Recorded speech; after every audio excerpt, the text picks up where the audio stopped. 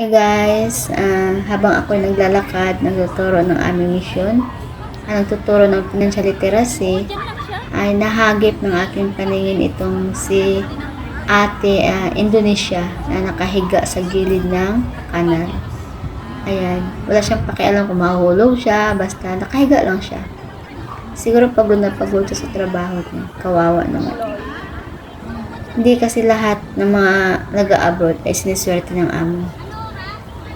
May mga iba dyan na nagtitiis na lang, ang pangit ng mga ugali ng amo nila, minamaltrato sila, sinasaktan, hindi pinapakain. Tinitiis na lang nila yun kaysa mapauwi sa Pilipinas or kahit saan na ibang bansa. Yung mga ibang lahi na Indonesian, Myanmar, may mga Indian din dito. Tinitiis nila yan. Ang dami ko nakakausap ng mga ganyan na nagtitiis sa mga amo nila kasi mapauwi sila.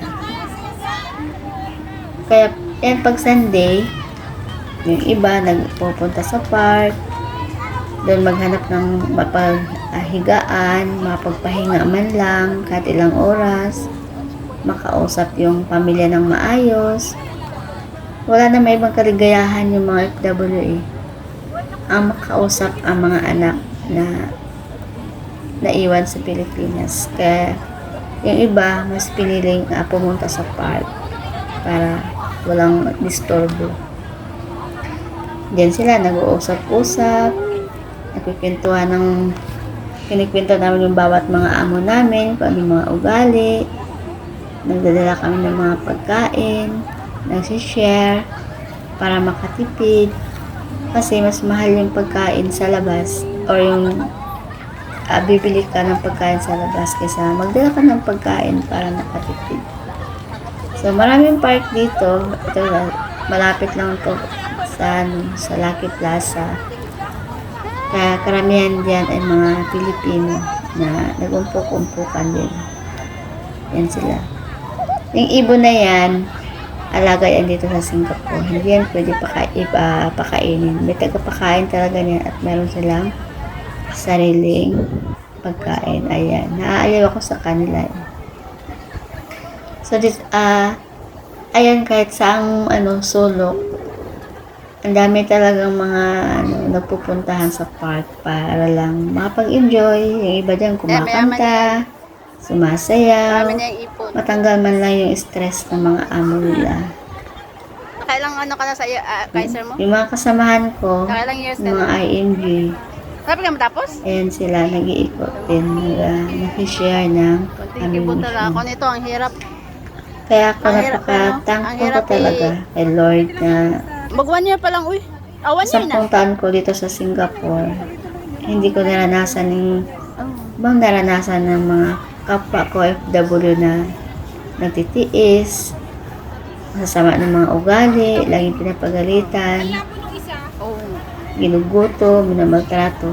Hindi ko talaga naranasan yan. Kaya nasabi ko, napakabait sa akin ni Lord. Kaya dahil doon, binabalik ko kay Lord yung binibigyan ng kabutihan sa akin. Yung bibigyan ko ng pera sa simbahan, $2? tumutulong kung mayroong humingi ng tulong. Ay.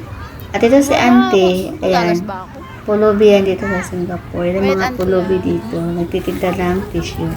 Pero hindi ibig sabihin na wala silang pera. May mga pera yan, insured yung mga yan. Ayaw lang nilang umasa sa anak nila. Kaya, hanggat kaya nila magtrabaho dito, kaya pa yung mga PWD, yung mga kapansanan, nakikita mo dyan nagtatrabaho sila sa restaurant, sa Jollibee, sa McDo, tagalinis, taga-serve. So, yun ang ugali ng mga Chinese. Hindi sila umaasa sa mga anak nila. So, ayan, hapon na this time. And yung kaibigan ko nagsishare siya sa aming mission.